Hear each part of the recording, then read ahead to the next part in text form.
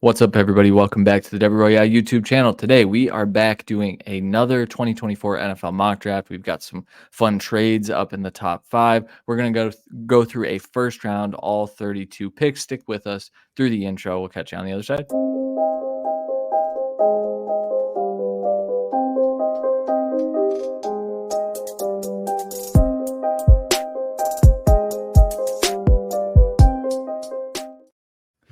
All right, we're doing a mock draft. The breaking news as we're recording this is that Justin Fields no longer follows the Chicago Bears on Instagram. And so I have the first overall pick. Everything's kind of pointing to them drafting Caleb Williams, quarterback from USC. This is a pick that obviously has been debated a lot. I think Justin Fields is going to land on his feet somewhere, but this allows them to kind of build around a new quarterback with Ryan Poles' own quarterback pick and kind of go from there moving forward. This is kind of the chalk at this point, right? Like, this is consensus. You look down the board. This seems to be what everyone's mocking. So, yeah, continuing with the chalk, we just did a fixing the Commanders where we picked Drake May at number 2. We're going to keep going. I do think there's conversations for Jaden Daniels for sure. It's whatever Washington would like, but we kind of covered in that episode the mobile quarterback with this coordinator, this offense. It worked. It didn't work. Having someone just sit that back there and deal probably works better. So sticking with it. yeah, that's fair. You traded up to the third overall pick. I was the Patriots, and I said, "Do you want to trade with me?" And you said, "Kind of." And so we have a trade here at 3. Randy, where'd we go here? The irony if that's how we talk trades and fantasy, by the way. Kinda. Yeah, really. So with the third overall pick, the Broncos drafting Jaden Daniels, getting the quarterback of the future. This has been talked about a lot. Obviously, they need their guy. It's all but a certainty it's not Russ, even though maybe the certain mock that comes out this week might say something different from somebody on this podcast. But in this, I get the guy of the future. I think is going to be phenomenal with Sean Payton, this offense. The weapons they have, they're obviously going to have to get some more because I moved one for this pick. For the 103, I traded the 12th pick, the 72nd pick, a first-round pick next year, and a second-round pick in 2026, and Jerry Jeudy to move up 9 spots for a quarterback. It's a lot, but you didn't have to get rid of your best player and Pat Surtain. I think that's a big thing. You didn't have to give up 3 first. I'm okay with that because you were looking to kind of move from one of these receivers anyways. Get Jerry Jeudy off your books. You don't have to pay him. The Broncos now don't have to pay him, but the Patriots do. Yeah. Yeah, it's an interesting one. I think that the Broncos are in one of the weirdest spots I can remember from really any NFL team, just with their Russell Wilson contract. And the reason you mentioned that, I think they're kind of backed into a corner where I don't think ownership is willing to eat the dead cap with Russ. And so I think that's kind of the pressure here. And I'm curious to see how that's all resolved. I would like to see Russ then go be the quarterback for Jerry Jeudy in New England in this scenario. So yeah, someone else Because, talks about that. yeah, that'd I be a lot of did. I fun. All did right, you're think of also it. on the clock at 4. Yeah, I was gonna say I thought of including him in the deal, but I figured he's way more likely to be cut and traded. So Yeah, unless there's he no way the restructures his Patriots would deal, just which he already said yeah, the just not Patriots aren't going to inherit that deal. There's no way. There's no way. no. All right, and at 4, the Cardinals again. More shock. Marvin Harrison Jr., wide receiver from Ohio State. Plain and simple, arguably the best player in this class. Definitely the best receiver. Team that needs receiver help to get this offense moving in the right direction. Get your guy. That's fair. I'm up at 5, and I traded with myself here. So I had the Vikings move up to 5, trading with the Chargers. They traded the 11th overall pick, the 42nd overall pick, a 2025 first, a 2025 third, and a 2026 fourth for the 105. And they did that so they could come up and get J.J. McCarthy, who would be their quarterback of the future. I don't necessarily think this means that Kirk Cousins isn't back. I think J.J. McCarthy is one of those guys that could stand to sit a year. That being said, there's a lot of rumors that this Vikings organization is not willing to pay guaranteed money out to a lot of these players, Justin Jefferson, Kirk Cousins again, especially with Kirk Cousins' injury. So I'm curious to see how that plays out. I think that Minnesota would love to have a quarterback like JJ McCarthy because he fits that Kevin O'Connell scheme very well. And so I had them go up, get in front of the Giants, who have been reportedly very interested in JJ McCarthy. They've been interested in all the quarterbacks, actually. So I think there's a real chance that we see 4 quarterbacks in the first 5 picks with Marvin Harrison Jr. wedged in there. I think that's legitimate if the Patriots choose to either move out or take a quarterback. I can't argue with it, and that's the issue.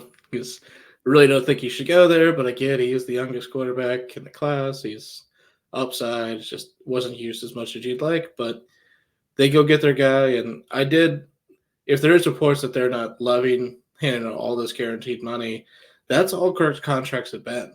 That's how he's done short-term deals for guaranteed money. And it's worked out for the organizations and him, I'd say, arguably. Obviously, no Super Bowls, but all his teams have been good. So, but if they're not, and that makes sense for this year, we'll see. At 6, Giants, Roma Dunze, wide receiver from Washington. I do love Malik Neighbors, but Roma Dunze is getting the hype right now, as a lot of teams do have him as wide receiver 2 on the board, and I understand it. Neighbors, as talented as he is far from a finished product right now. I think that's part of why I'd pick him first over Roma Dunze. But either way, stellar pick here from the Giants. They get a receiver that they desperately need. Yeah, I like that one, especially if they can't get a quarterback. Here at 7, I'm taking Joe Alt to the Titans. This is chalk as well. If Joe Alt makes it to 7, I feel like this is the easy pick. They just brought Bill Callahan over to be the offensive line coach. Bro hired his dad so that they could fix this offensive line problem, but they don't have players to fix right now. So they need Joe Alt to kind of solidify that left side so you can determine if Will Levis is your future quarterback. You have to give him a fair shot. We've seen too many teams screw it up. Looking at the Chicago Bears, you have to give him a fair shot getting a left tackle of the future and the now. Joe Alt is a plug and play starter, so this is an easy pick. I'd run that one to the podium. Yeah, it makes sense. Also, shout out to the Browns for doing the right thing and allowing him to go over there and be the coach with his son. Arguably more chalk at 8. I do apologize. It does get a bit crazier the farther we go here. But Dallas Turner, the edge from Alabama to Atlanta at 8. They could go for another receiver. They could go quarterback, obviously. I think in this case, you're probably getting a veteran, maybe even Justin Fields. But at that point, it goes to corner and edge rusher to me as your biggest needs. And while I do love all the corners in this first round that we're going to pick, I have to go edge rusher first. And Dallas Turner should be the number 1 edge rusher off the board, in my opinion. Not that he is necessarily my edge one. He is just the biggest upside. Yeah. He just turned 21 earlier this month. So he's already a monster. Yeah, exactly right. Okay, here at 9, I'm more chalk, man. This is the chalkiest mock we have ever put together, I think. But I feel like for the first 10 picks. Yeah, truly. 9th overall, Chicago Bears getting Malik Neighbors. This Chicago wide receiver room is problematic. Tyler Scott's currently slated to be their wide receiver 2 next year. Velus Jones is going to be their wide receiver 3. They need to fix that. And so you get another yak type of wide receiver. Caleb Williams is great with quick game. And so you have DJ Moore, you have Malik Neighbors. That's legitimate. That is difficult to cover. And that makes this Shane Waldron offense very scary. Neighbors is a big play threat, just like DJ Moore. A lot of people want to build the wide receiver room like a basketball team, and I think that's legitimate. But there's also value in getting 2 players that play the same style and are plug and play on either side or in the slot. I think you have a lot of versatility with this pick. I did consider tackle, by the way, because I think moving on from Braxton Jones is a legitimate thing that could happen, but Neighbors is too good, I think. Yeah, they still need a receiver too. It makes sense. And, hopefully the quick game is at least some sort of structure that Caleb will actually play in. At 10, The Jets Yep. take Talisi Fuaka. I'm just rolling up through it. I'm sorry. No, you're Offensive good. tackle of Oregon State. Comment and run. Um, honestly, they need to solve their tackle position. I do think Fuaga could play both sides. I do think they plug him in at right tackle and try and figure out the rest of it. But you have a chance to win the division this year if Aaron Rodgers is everything they're expecting him to be, and the defense returns to form. So fixing the offensive line so your star quarterback doesn't get hurt in 4 plays is a smart play. Yeah. You sniped me here, by the way. I traded back with the Chargers, Yeah. and I was trying to line this up with my mock and how I kind of rolled with it. I actually have Waga as the OT1 off the board simply because of his ability to play right side, his natural ability. So he makes sense for the Chargers, in my opinion. However, because he's gone, I'm taking Brock Bowers, tight end from Georgia. This is a kid that I think fits Jim Harbaugh's system very, very well.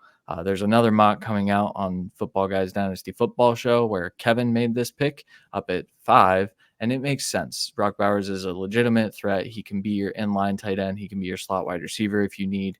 He's got a ton of versatility. He's nasty. He's undersized, and that doesn't matter. He's a very good blocker. George Kittle comps all over the place. Let's get a George Kittle and a Jim Harbaugh offense with Justin Herbert. Yeah, and you got the trade back, so now at 42, your extra pick this draft, you can take your right tackle of the future, if there's any left. Probably not. That's the problem here. You're still on the clock, friend, for another 2 picks. Yes, I am. So at 12, New England, Olu Fashanu falls in their lap here. Kind of it feels like this is kind of Olu's range, though, because Olu has some problems as a run blocker. He got a little better this year, but not substantially better. He's a really, really high upside left tackle. New England desperately needs to put pieces around, build a foundation so that when they get their quarterback of the future, they can just drop him in and he's ready to go. The whole build the team before you get the quarterback thing is kind of what I'm rolling with the Patriots. Trent Brown is like 97 years old and I believe a free agent.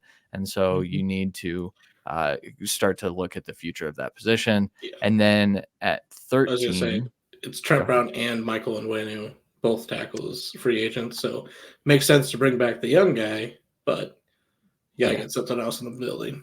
Yeah, Trent Brown was also terrible last year. He's been terrible for 3 years. Yeah. Very bad.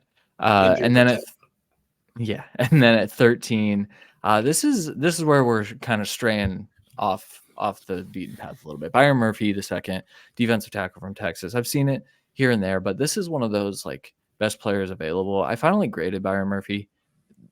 He's a Pro Bowler. Like this is an insane player. These types of players don't come around very often. I think he could push for top 10. I think he makes sense for Chicago at 9, despite them drafting Javon Dexter last year. This kid is just a leverage beast that can generate pressure from the interior. He can be your nose tackle. He can win from 3 tech. I was blown away when I finally put a grade down on him. So I think the Raiders will like a player like that because Antonio Pierce loves players like that.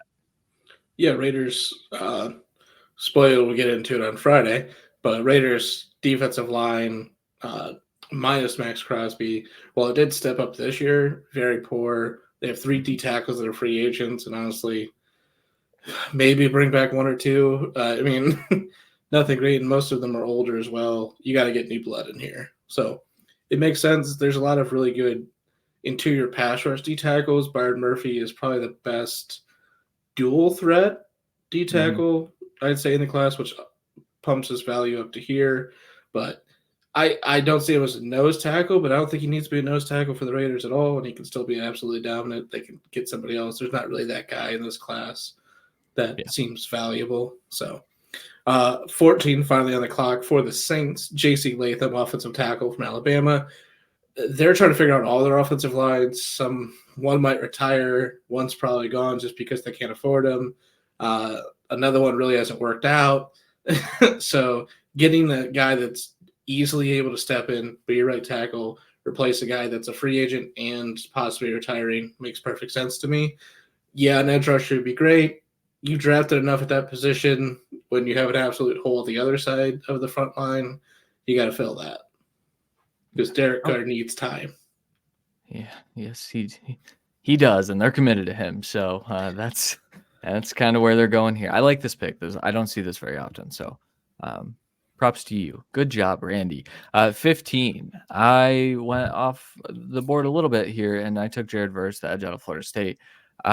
This is one where I feel like in my mind I have corner just all over the Colts. I was telling Randy before we recorded, I wanted to trade back here, but I couldn't find a real reason for someone to trade up. And so we didn't do a trade here. So I just took Jared Verse, nice powerful edge rusher that in this division now, you have to be able to generate pressure quickly because of the quarterback play. The quarterback play is way up in this division with CJ Stroud there now too. And so Jared Verse gives you that. He's a powerful kid. I'm excited to see him at the combine next week. So we'll see how it goes, but I think he's got a real shot to be that first edge if Dallas Turner has some weird fall for some reason. Yeah, in this division where every starting quarterback has mobility and can move around the pocket, actually shows good pocket presence, you need a high effort guy with this kind of Mm-hmm. power. It makes complete sense. Honestly, if you'd have taken him at 13, I'd have been happy, but that's just bias from me. Yeah, I figured. 16 for Seattle. They're in a weird spot with all three of their interior offensive linemen being free agents. So I'm going to take Jackson Powers Johnson here, center/slash guard from Oregon. Whoever you brought back, I have my favorites in there, a little bias, but with Damian Lewis, I'd say. But you have other guys that have played well. You could bring in guys, free agents, but there's no way you're getting all three, I'd say. So getting a guy that's going to cover the other spot for the next decade makes sense. The best interior offensive lineman in the class, easy. So you get a steal here. Yeah, no, I like that one. I like that one too. This next one, Jacksonville. Once again, I feel like we've just said they're taking a wide receiver, but there's also some legitimate buzz that they do want to keep Calvin Ridley. I think a franchise tag does make a little bit of sense for him. I think in that world, they might be comfortable just adding tertiary pieces or secondary pieces to kind of round out that room and hope that chemistry continues to evolve. So I went with Terry and Arnold, the corner from Alabama. Once again, another like best player available type of thing. But with this pick, they have Darius Williams that played well. They have Tyson Campbell who's played well, but I don't think they have a guy like Terry Arnold who's a crazy ball hawking, high effort player. He's liable to give up some big plays, but he's a turnover generating machine. And once again, in this division, you're going to need that. You're going to need to create turnovers. Terry Arnold can do that. Just doing something a little different. It's a mock draft. It's fun. It's fun, people. I know wide receiver makes a lot of sense right here, but I wanted to do something different. Yeah, no, it makes sense. And a lot of people that we're posting the wide receiver there every time, but we're still saying they'll probably bring back Calvin. So that means you're spending your first and second round pick on wide receiver. Seems like bad team management is the Jaguars. I get it, but still not great. Speaking of somewhat bad team management, the Bengals at 18, the right tackles to replace your sorry right tackle. There's really only one that I'm loving, maybe two that I could go there. They're not the best scouts at offensive linemen. I think they'd reach for some guy that shouldn't be here. So I'm going to take a guy that should be here, and that's Johnny Newton, D tackle from Illinois. They're most likely losing DJ Reader this offseason. They have taken some good shots in free agency that have made this defensive line a lot better, but getting a young guy in this team to pair with your edge rushers, pair with your rest of your D tackle room, I think is the best option for this team. And then you could focus on offensive line and maybe a third receiver with your next picks. Yeah, I love this pick. This to me is one of those like Amarius Mims is the one guy that I think everyone's drafting here, but I don't think he's good enough to be a top 18 pick. He's just not. It was Mims and Guyton is what I would, if I'm reaching at 18 for a right tackle specific, that's what you'd go for. But man, it the just last feels a reach little they did rich. at the offensive line was Simpson. I didn't really like it. I hated that pick, and I'd rather just take a best player on the board. Yeah. Yeah. All right, 19. I'm up with the Rams. I'm taking Latu, the edge out of UCLA, keeping him in LA for what it's worth, but also just filling a need. The Rams have needs in the secondary. They do have needs on this defensive line. I think they are looking at this team as a potential Super Bowl contender with how the NFC is currently looking. I think that's a legitimate thing if you plan on a healthy Matthew Stafford. Stafford played out of his mind down the stretch. Last year was one of the top 5 to 6 quarterbacks, I think, in the league. So you have to assume that that continues. Latu is a pro-ready, plug-and-play starting edge rusher that probably gets you like 8 to 9 sacks as a rookie and then can just evolve from there. So that sounds like something the Rams need and would want on their team. Yep. 20 Pittsburgh Steelers taking Quinyon Mitchell, corner from Toledo. Honestly, at this point, it was take your pick at corner. Like I said, Mims is a very popular pick for them here to pair the two Georgia offensive tackles together. I'm still not loving that. I do think Jackson Powers Johnson makes sense for them. I think some possibly wide receivers, one of the D tackles could have made sense. All of them are gone, so I'm going what I think they'll think is the best corner. And Mm-hmm. with Mike Tomlin at the Senior Bowl, watching Quinyon Mitchell do what he did there, it just makes so much sense to me that pairing him with Joey Porter Jr. and Fitzpatrick, I mean, that secondary is instantly one of the best in football. Mm-hmm. Yeah. I'm really excited for people to see my pick for the Steelers in my mock draft that I'm writing. It's definitely different because I have them trading a certain player on offense. Miami on the clock at 21. I'm taking Graham Barton, the guard from Duke. This is a pick where I was upset that Jackson Powers Johnson was gone. That's the pick that I have. Like, this is the floor, I think, because they have needs at center. They have a need at left guard. I think if they get creative, they might be able to keep Robert Hunt. There's a chance that they need the same thing that Seattle needs, and that's all 3 starting interior offensive linemen.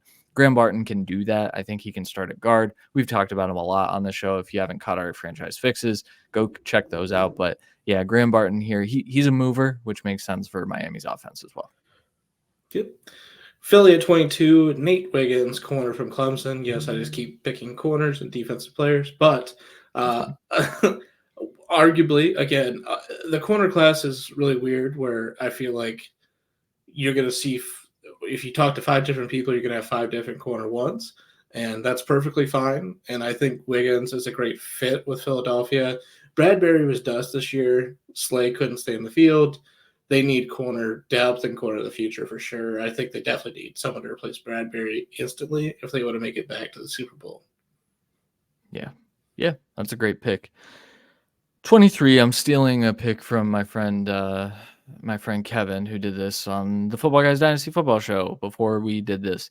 I'm taking Troy Franklin to the Houston Texans. Now, this might feel like that's a fantasy guy pick. No, it's not. You know what it is it's going and getting an unstoppable wide receiver room. There's a chance that you don't keep Nico Collins, but if you do, you have all 3 levels of the field covered. You have Nico Collins, who can do your intermediate stuff. You have Tank Dell, who can do your short and intermediate stuff. Then you have a field stretcher in Troy Franklin. He's much more than that, but I think, this is build the basketball team. CJ Stroud likes to warm up with basketball shots, and he's got his basketball team with him now with Troy Franklin. Yeah, you got young pieces on the defense, young pieces of the offensive line. It makes sense to get as much weapons as possible for the offense, be able to put up points. And honestly, besides maybe another running back and a rotational offensive lineman, you probably don't have to spend another pick on offense the rest of this draft, which you do have a good amount of picks. So makes sense to me. You prioritize your strength. Yes. Dallas at 24, picking another Tyler Guyton, offensive tackle from Oklahoma. I want to say Georgia's so bad there, so bad. But they need help. I mean, I do think that they bring back Tyler Smith. That's not right. Tyron Smith. There we go. And then Tyler Smith is next to him. I think Tyler Guyton on the other side makes the most sense. You're not, again, this is a team that has a lot of cap ate up by your top guys. You're not going to be able to bring everyone back. You replenish your offensive line here. Makes the most sense to keep the strength on the offensive side. Yeah. This is a very Cowboys pick. Yeah. I think it's either this or go crazy for a wide receiver, which I think they could also use. But yeah, very easily. I mean, they really don't have a wide receiver 2 of the future on the team that has showed it. Yeah, that's fair. All right, here at 25, I'm taking Cooper DeJean, cornerback from Iowa. This is one of those that fit better when Joe Barry was their defensive coordinator, to be completely honest, because he loves his cover 3 stuff. Whereas Jeff Hafley, not going to run as much, but I also think Cooper DeJean has a skill set that allows him to be successful in multiple schemes. We didn't see a ton of the just man up and kind of bully balls type of stuff from him, but I think he's got that ability because he's an elite athlete and he's playing corner at this level. If he fails, I think he's going to be a good safety, but I don't think he'll fail because I think he's got the movement skills, the shadowing ability, and the instincts to be a good corner at the NFL level. Yeah. 26, Tampa Bay, Kool-Aid McKinstry, corner from Alabama. You paid your corners. They played all right. I think you need someone fresh in the building and at least get 3 strong corners on the field. I think Kool-Aid does so much well. I think he's going to be a great asset for you on the outside. If you need him early on, I do think he can play in the slot, especially with him playing more of a physical shutdown style at times. I think he can really work well with them. They got both linebackers are free agents. They spent a lot of picks at edge rusher. I don't want to spend another first-round pick at edge rusher. There's no linebackers worth the first-round pick. So, and all the offensive linemen I'd want to go on. So getting a corner of the future makes the most sense. It's a weird team, man. I struggle with them with every single mock, every single one. As long as Baker's back, it sounds like Mike Evans is back, so they don't really need a wide receiver. They don't really need a running back. They need offensive line, but it's all gone. Like I said, like it's the positions they need is offensive line, linebacker the most, I'd say. And, there's nothing here that I care about. Yeah, that's fair. 27, Arizona Cardinals. I took Chop Robinson, the edge out of Penn State. I think people have maybe overcorrected on him. I'm not even a huge fan, but I also see what the upside is, and that's the elite bend that you can get from this kid, combined with his rawness. This is one of those you take it. It's like a Joe Tryon-Shoyinka or what's a Dafe Owe type of pick. I'm not helmet scouting, but it's similar stuff where he's an athlete playing edge. I think when you start to work actual technique into his game, he could be a dominant edge rusher. If you're getting that at 27, that's a good value. Cardinals can go a variety of ways. I think those 2 defensive tackles, if one of them starts to fall, that's the move. But because those 2 are gone, Chop Robinson's a good consolation prize here at 27. Yeah, again, another team could use an offensive lineman. Arguably reach here for anything, unless you really love a guy. Then the offense besides that's pretty decent because you already drafted the best receiver in the draft. So it makes sense to get some on the other side. And Chop Robinson, I don't want to, again, helmet scout here with the team he was going to, but a lot of his upside, if he actually gets his technique right, would be kind of their peak version of Hassan Reddick because that's the style of player he is. So if they see that in him, this is a smart pick. I mean, he's going to need coaching, but the pure burst, speed, talent is there. There's insane. Just not – it's all the talent in the world with no toolbox. Is his issue. But that's coaching, in my opinion. Right, and that's what teams fall over themselves for. So you see it every year. Yeah. All right, keep going. Sorry. All right, 28, Brian Thomas Jr., wide receiver from LSU. Some would say a fall in this draft, but the middle wasn't littered with receivers. We got the 3 out of the way in the top 10, and then all the other positions that are showing their strengths, at least at the top end, taking up the rest of the middle. Up until this pick, only 1 receiver passed the top 10. Arguably, Troy Franklin makes a ton more sense for Houston than Brian Thomas would. So Brian Thomas falling to Buffalo. We don't know the situation with Diggs. We don't know if they're bringing back Gabe Davis. They need an actual good receiver. And like I said before, Brian Thomas Jr., as great as we've seen from him, he didn't pick up football till late. He is still learning. And he's already played phenomenal football at LSU. I think that continues with another phenomenal quarterback in his corner. This would in rookie drafts, this puts him ahead of some guys, I think. This would be one of those It'd be situational movers. Yeah, this would be tough. I'm already looking at it like, shit. Yeah. Who would I pick? Right. 29 Lions on the clock. I took Troy Fountain now, guard from Washington. This is kind of one of those where I think they definitely need secondary help. They definitely need a corner. That said, they still kind of need a left guard. They need For future. potentially a right guard. It's kind of looking. I mean, their line's starting to get old or starting to need money. And so I think Jonah Jackson is up this year, or next year. Either way, they need to replace him. They do. And so they need a guy that they can plug in. Fatno, he's got the ability to maybe kick out to tackle in a pinch too. He can be your swing tackle and a starting guard. So this is a pick where I don't personally love it, but also with all that corner run that we just saw, Exactly. I think this makes some sense. Yeah, another team needs corner, could use a second edge. Besides that, I mean, you kind of reaching for a safety, maybe reaching for a linebacker, maybe. I don't really think you need it anyways. Then receiver, but one just went right in front of you. I mean, you're reaching there. So it makes most sense to get a guy that, while it isn't necessarily reach, he can play technically all 5 positions of the offensive line for you. So worst case, year 1, he's your 6th offensive lineman. He's probably the best in football. Mm-hmm. Yeah, one of them. And you rob him from the next team. Number 30, Baltimore, taking Jordan Morgan. I put offensive lineman from Arizona.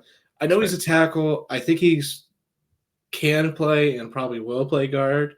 And they have some free agents on the offensive line, and they're looking to bring in a star running back as the report, or at least a guy that can actually play all 17 games as a starter. So that's going to require money at a position people don't spend money on. So I'm going to bring in an offensive line help because that means someone's going. And obviously, Ronnie Stanley is technically a candidate. Bad. I think he was bad down the stretch. I think he's back as a starter regardless, but I think Morgan has a chance to take over that position. Yeah, that's fair. All right, I'm going to stop the Amarius Mims slide and take him to the 49ers here at 31. It's not a slide in my mind, but it's a slide because I talked about Chop Robinson and all the tools and all the upside. Amarius Mims seemingly has that. We just don't have a whole lot of proof of that, so I'm not bought in, but I see why NFL teams might be. Massive dude with pretty good movement skills, but a crazy ability to throw guys to the ground. That is his best ability. I think this San Francisco offensive line, pretty bad. It's kind of ironic that the 2 of the last 3 picks have kind of bad offensive lines and are still picking in the bottom 3 of the first round. Deteriorating offensive line. Yeah. I mean, getting old or didn't put the resources in. I think San Francisco is one of those that didn't properly allocate resources to that position. Amarius Mims comes in. He can kind of fix that, I think, maybe. We'll see. And again, it's a team that's going to run the ball more. It makes sense to go to San Francisco. And I went with Morgan over Mims because I think I will have Mims ranked higher in the end of it. But I wanted the guard flexibility, and I really don't see Mims ever playing guard. He is too big.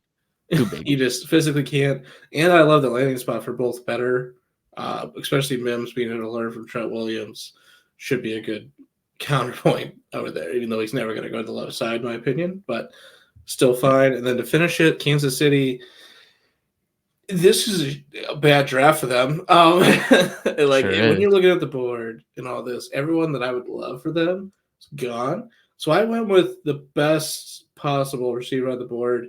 Depending on what you're looking for, obviously there's other guys like Xavier Worthy, Adonai Mitchell's teammate, who I went with from Texas, that if you want just more pure speed, it makes more sense. But that's what they've been drafting. It hasn't been working out. I'm going to get an actual more all-around receiver, and Adonai Mitchell, which again has some room to grow, but so did Rashee Rice. He's a different type of receiver than Rice. It all makes sense to me because Tony is going to be gone. Sky Moore hasn't proved himself. That's about it besides Rashee Rice on the team. So I'm going to get a guy that actually shows up in big games, which is all the Chiefs play in. Yeah. No, that's a good pick. I think I have my gripes about Adonai's film. I think it's just inconsistent. But I also think that might stem from this was the first year in a while that he's played a full year and all full snaps because Georgia, he was rotating just constantly. So this was Yeah. kind of his one And show out type of year. So and Quinn was inconsistent all year. So that's true. that doesn't help the receiving core. Yeah. All right. That'll do it for our first round mock draft. Let us know what you think. If we picked poorly for your team, drop a comment. If you like this pick, make sure you drop a comment as well. Make sure you're subscribed to the channel. Feel free to join our Patreon, patreon.com/theDevyRoyale. We've got a lot of stuff coming over there as well. Randy, anything to add before we bounce? Friday fix over the Raiders spoiled early in the mock on Friday. Possibly mocking Christian's mock that comes out this week. I think that might be this week. Record-wise, it's obviously coming out this week. But either way, some more great content. Everything on the Devy Royale. There's stuff every single day because we're all psychopaths and don't stop. Yep. Degenerates. All right, guys. Thank you guys. I've been called it. Won't be the last. That's fair. All right. Thank you guys for watching. We'll catch you on the next video.